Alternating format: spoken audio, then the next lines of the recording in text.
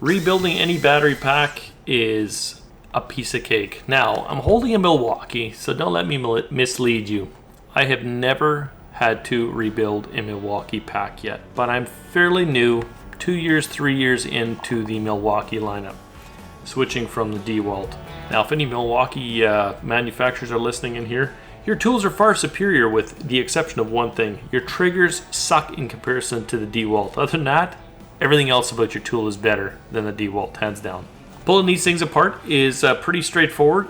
The only downside to this is, I don't know if you can see it in the video or not, but almost all of them need some kind of special bit.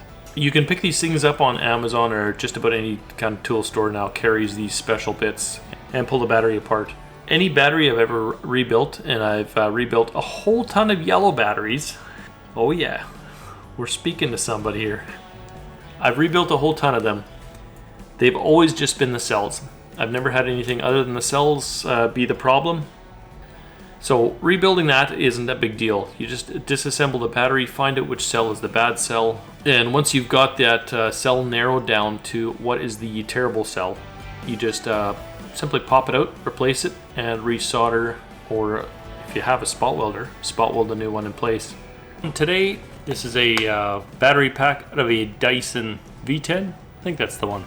Now the Dyson that I'm taking apart in this video here, first off, this battery was an absolute pain to take apart. And if you guys are ever disassembling these things, guitar picks are your biggest friend. Now I didn't have any close by, and I didn't have the time to go to the store because I was doing other things, so I ended up just using a 3D printer with a model that I found on, I think it was Thingiverse. I'll leave a link down in the description. Printed out a bunch of guitar picks, and any of the clips that are holding the battery together, you just wedge these guitar picks into whatever spot that you need, and it'll let you pull the battery apart. Once you're into the battery and you've got the cells tested, if they all test consistently, which they did in the case of the Dyson here, I was a little bit stumped for a while, and I was kind of humming and hawing, and I had different testers going and trying to figure out what was going on. Anyway, I just applied some logic here. If all of the cells test good and the cells test good in the pair, there's only one thing left, and that's going to be the BMS, or the battery management circuit, that's on the top of the battery. Now, I was lucky enough that when I looked on AliExpress, I found one of these things for cheap. I'll leave that link down somewhere as well if somebody else is needing to rebuild a Dyson V10. After that, after this thing showed up in the mail, which took something like 3 months, I can finally get to reassembling the rest of this battery pack. To separate the BMS inside the Dyson, I just used a pair of tin snips to cut the leads, and the old nickel strips that I needed to separate, I just used a pair of needle nose pliers to yank them off. Now, for the whole duration of me putting this battery pack together, I did have the old Dyson battery pack right side by side, and this was for a couple of reasons. One was the wire connections that go into the center of the Dyson.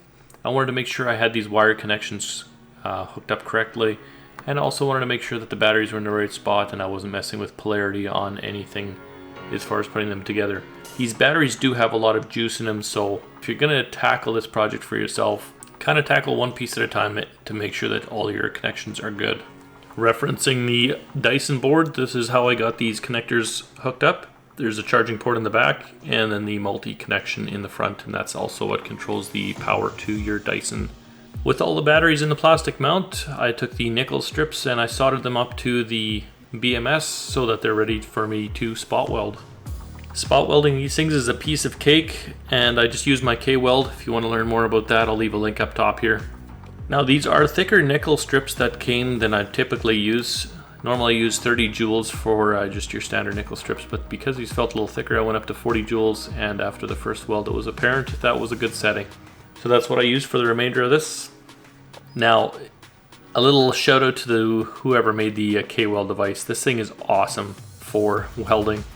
You can see the amount of current that goes through these things, and they're also always consistent, but the cables will actually jump when you're welding. As you can see, the finished quality of the welds from the K-Weld are absolutely fantastic, and I have no doubt that they'll stand the test of time.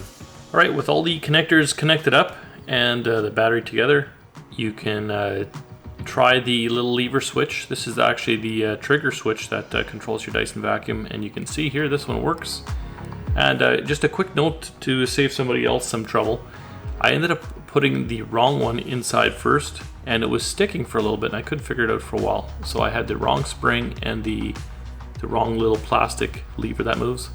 So if you're doing the same thing, make sure you do a better job separating your Dyson parts from your replacement BMS parts. After I had that sorted out, I had no issues at all. So that test looks like it works. The only thing left to do is put the screws back in the battery and put the battery pack into my Dyson and give it a test. Winner, winner, chicken dinner. Looks like it works in the Dyson vacuum, so that's awesome. Let's just make sure that it charges as well. So we'll throw it on the charge port. And look at that, lo and behold, I have lights there as well. So another successful battery rebuild. For the most part, they're not going to be nearly this complicated if you guys are looking at doing your own battery rebuilds. So make sure that you are careful when you're disassembling any of these things. You probably honestly shouldn't do it. I probably shouldn't do it either. It's gonna stop me. No, I'm gonna keep rebuilding these things because I've done it for a while and I'm pretty comfortable taking apart electronics.